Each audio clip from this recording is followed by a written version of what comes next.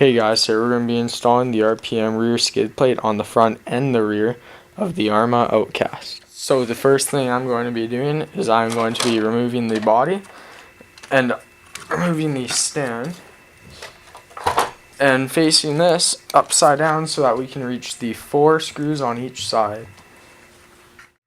So the first thing I'm going to do now is I'm going to take a Dremel and I'm going to get the dirt out of the back screws so I can fit in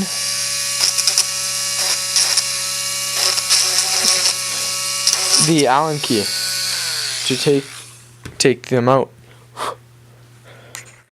Now that I've done that, I'm able to take my Allen key and remove these 4 screws. So before I take out the last screw completely, what I'm going to do is I'm going to open up the package with the new screws and let those fly everywhere.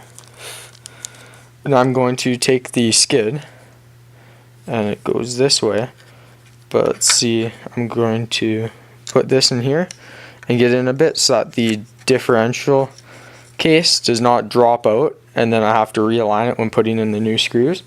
Just makes it a lot easier.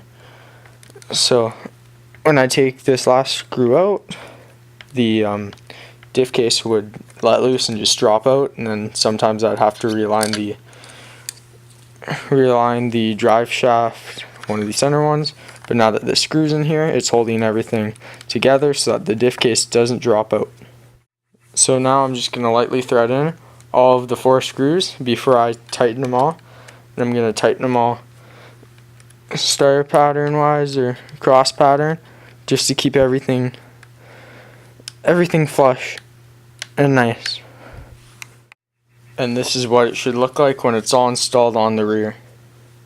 So now I'm going to be installing this on the front, but if you take a look at the package, it says, let's see, I'll read it. It just says rear skid plate for the Arrma Creighton, Italian, Typhon, and Senton. Also fits the Durango DX8, DX8T, DNX8, and DESC10. Does not say for the Outcast, but the Outcast runs the same chassis as the Senton, I believe.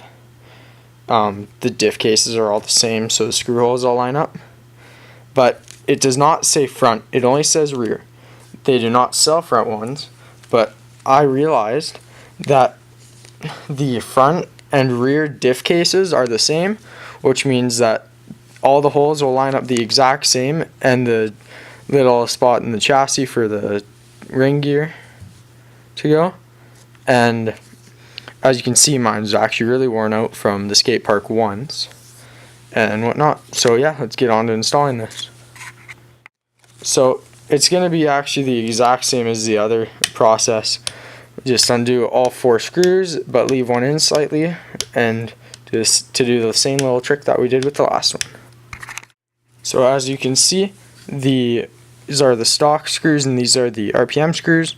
They're a little bit longer to accept the extended length here for the skid. And yeah. So as you can see, I'm done installing the front one. The only thing I can say about it, other than it's not made for the front, it's made for the rear. Because of that, it overhangs a bit by the A-arms under here because the chassis is not as thick as the rear. That's perfectly fine, does not mess with anything. There's a little bit of a lip on the bottom of this because it's angled on the front and it isn't on the back. Not much at all. There's a little bit of front overhang, and you can fix the front overhang if you want to just grind it down or smoothen it out.